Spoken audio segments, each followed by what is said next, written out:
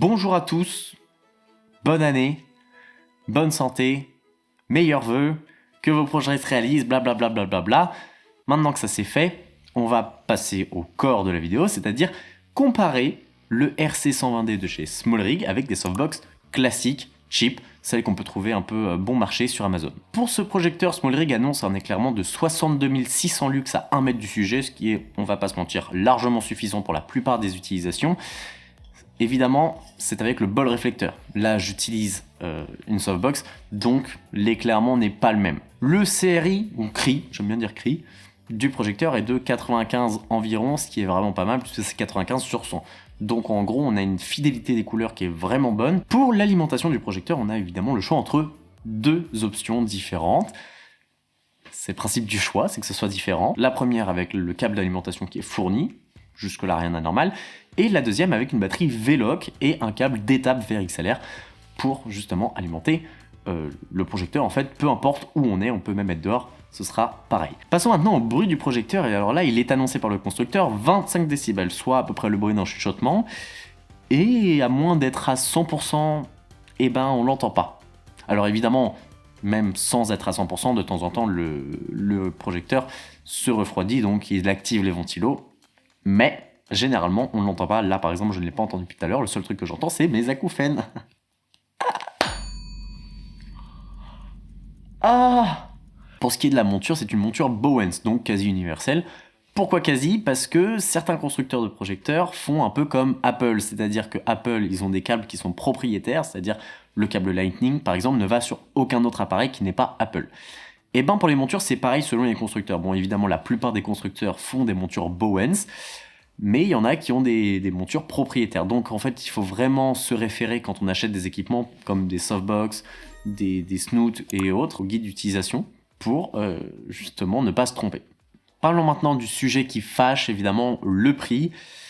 Le projecteur qui comprend évidemment le bol réflecteur, le câble d'alimentation et le sac de transport, on est sur un total de 235 € contre par exemple 155 € pour un kit de softbox classique de chez Anywhere par exemple, qui là va comprendre trépied, softbox, ampoule, sac de transport, enfin bref, projecteur ça revient quand même beaucoup plus cher. Je vous vois venir, vous allez me dire si je rajoute un billet, j'aurai une lumière de meilleure qualité. Oui, mais non. Pour la simple et bonne raison qu'en achetant un projecteur, vous n'aurez qu'une seule lumière, contre un kit où vous en aurez 2 voire 3 selon les kits. Plus de lumière vous offre plus de possibilités, notamment dans des éclairages en 2 ou 3 points. L'avantage de prendre un projecteur, c'est qu'on va pouvoir choisir sa softbox. Et alors là, entre les rondes, les carrés, les rectangles, avec grid, sans grid, vous avez l'embarras du choix. Comme vous pouvez le voir, selon l'accessoire qui est monté sur votre projecteur, vous n'aurez pas forcément la même lumière, la même intensité et le même rendu au niveau de votre sujet.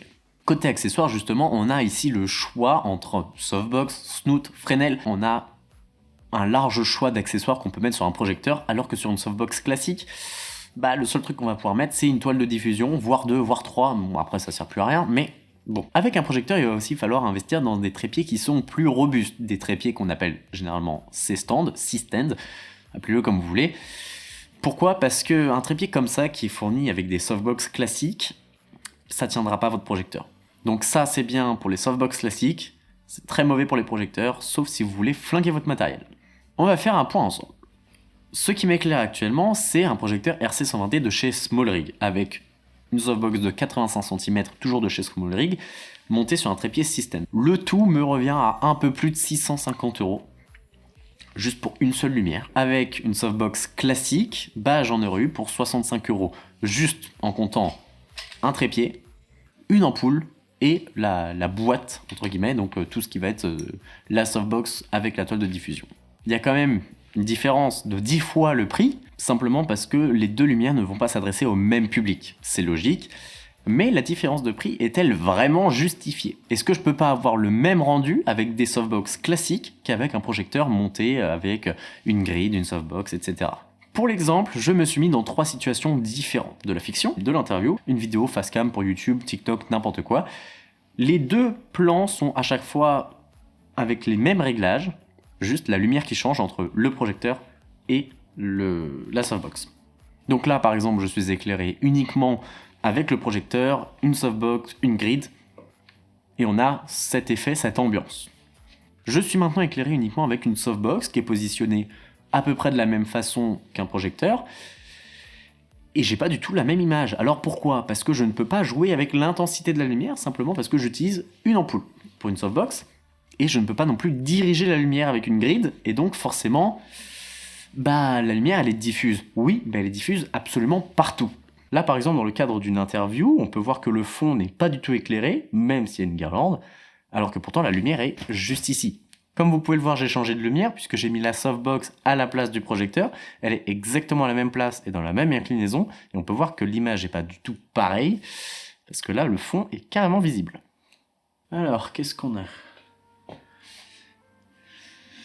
Tiens, un crâne de lapin. Ok, intéressant. Alors, qu'est-ce qu'on a là? Tiens. Un crâne de lapin. Ok. Pourquoi pas?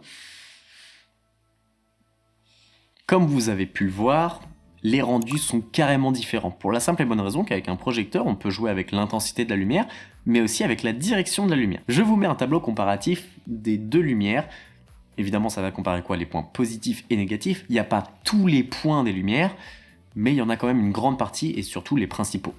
Ce que je peux vous conseiller, si vous commencez la vidéo, c'est de pas du tout acheter un projecteur. Achetez les kits de softbox.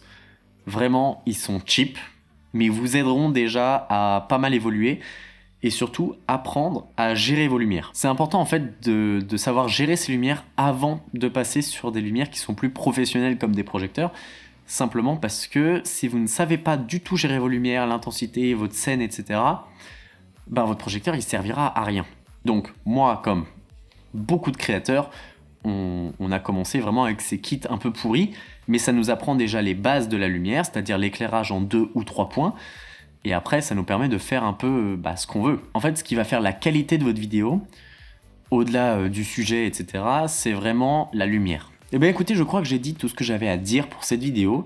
Je vous remercie d'être arrivé jusqu'ici, de m'avoir écouté, en espérant que les conseils que j'ai pu donner vous servent, que vous ayez appris quelque chose. Je vous invite évidemment à vous abonner et à mettre la petite cloche.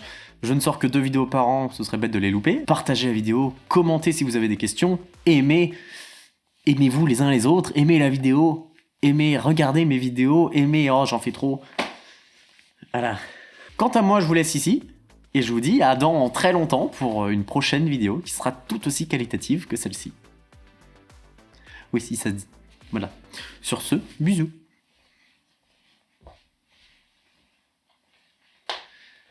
Ah, je suis content. Oh, elle s'est éteinte pile à la fin de la vidéo. Ça, c'est incroyable.